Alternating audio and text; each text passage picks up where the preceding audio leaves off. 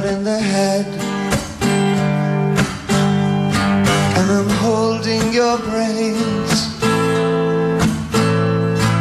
The old woman said, so I drink in the shadows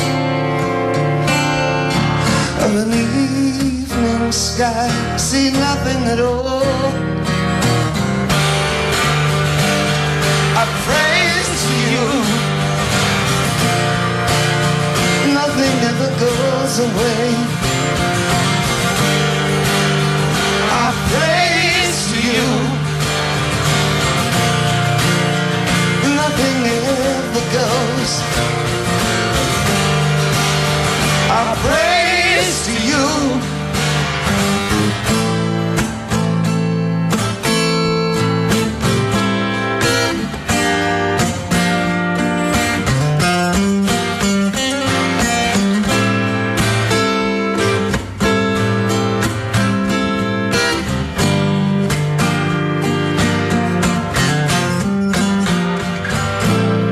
The stars look so special. The snow looks so old.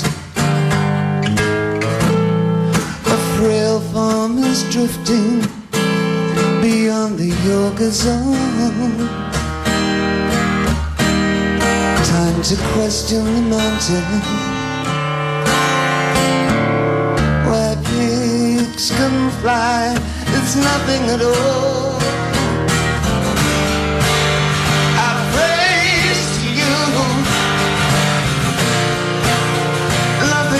Goes away. I praise to you, nothing ever goes. I praise to you.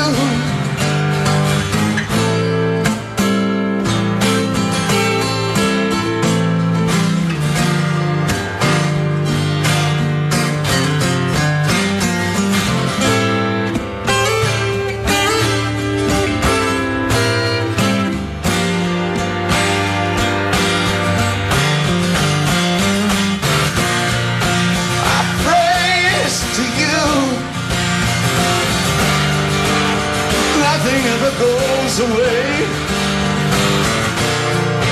I praise to you, nothing ever goes. I praise to you, nothing ever goes away. I praise to you, nothing ever goes, nothing ever goes, nothing.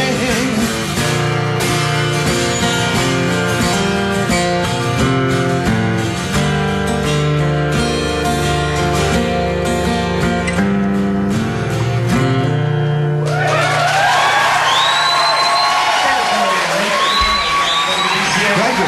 Very important Patchy Studio. That was a song called 7 Years in Tibet from the album Earthling.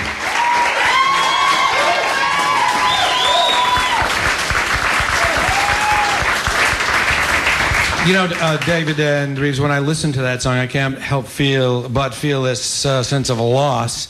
And I've heard you say briefly that it was about a loss. Can you talk about what? Yeah, when I was very much younger, I was sort of kind of a closet Buddhist for about 15 minutes anyway. 16 minutes.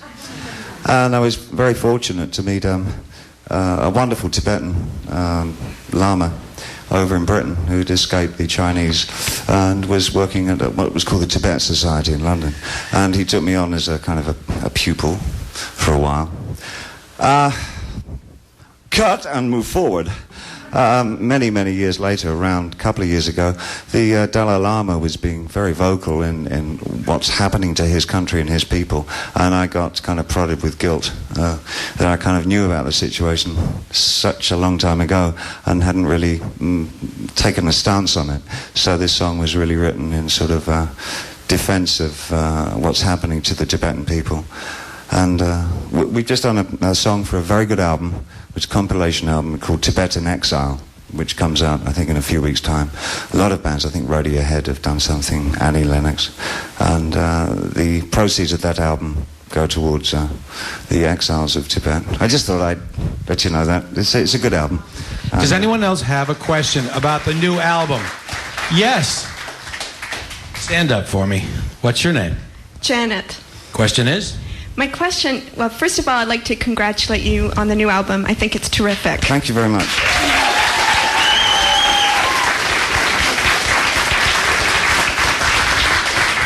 My question is, typically, how long does it take you to write the lyrics for a song? 7.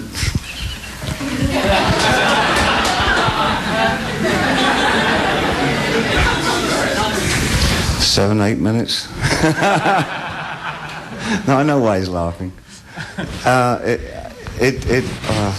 Why are you laughing? Sometimes it does take. Some of the songs, it's no more than 7 or 8 minutes. Believe me, it's just the way that I write things and the process that I.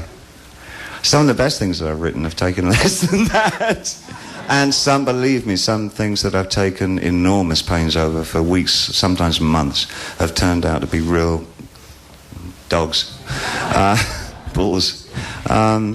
It's so much to do with. It's catching a moment of energy, you know, and I don't quite know what happens, but I think my Macintosh knows. All right, I'm going to go take a chance here and ask a question myself, and I'm going to go out on a limb here, and you can laugh at me if it's a stupid question.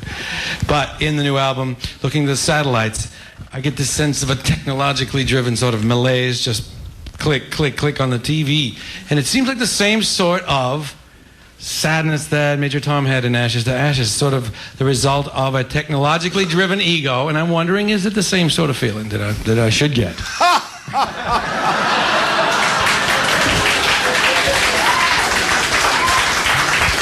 Theatrical laugh.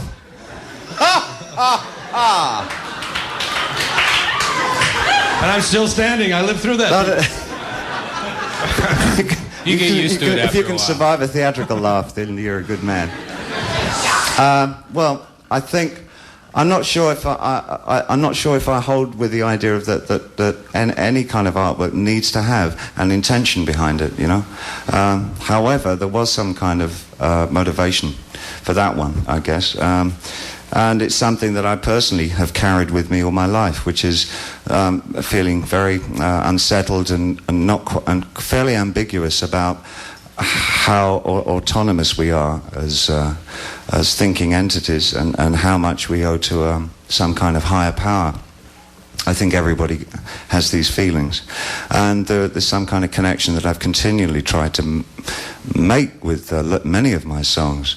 And often using the hardware of science fiction in that kind of allegorical situation, where it becomes representative of the unknown. And I think that particular song finds us in somewhere between losing our religious identity, a kind of a collapse. There's kind of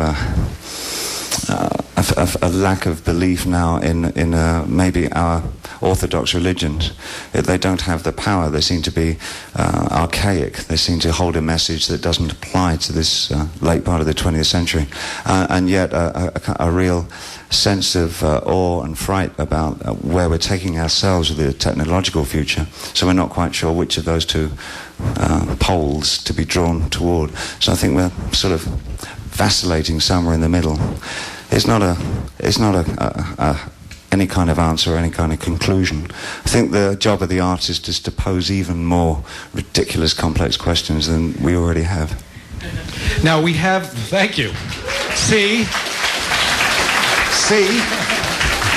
We have a limited time, and I'll let you guys make the call as to whether you'd like to make it more music intensive or talk a little bit more.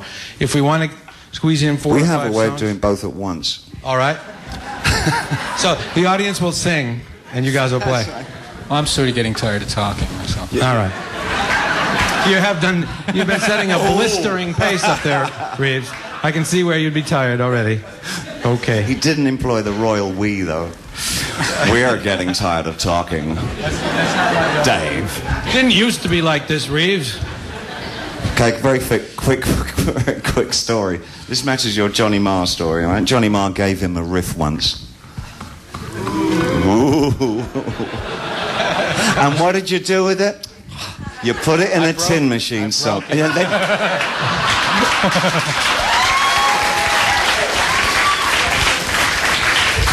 You give him a riff, the first thing he does is break it. Well, this is one that about 30 years ago Jimmy Page gave to me.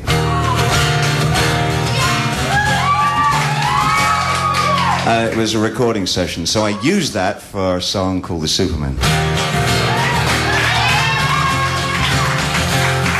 When all the world was very young, mountain magic, heavy hung, the Supermen would walk in file, guardians of us, like that.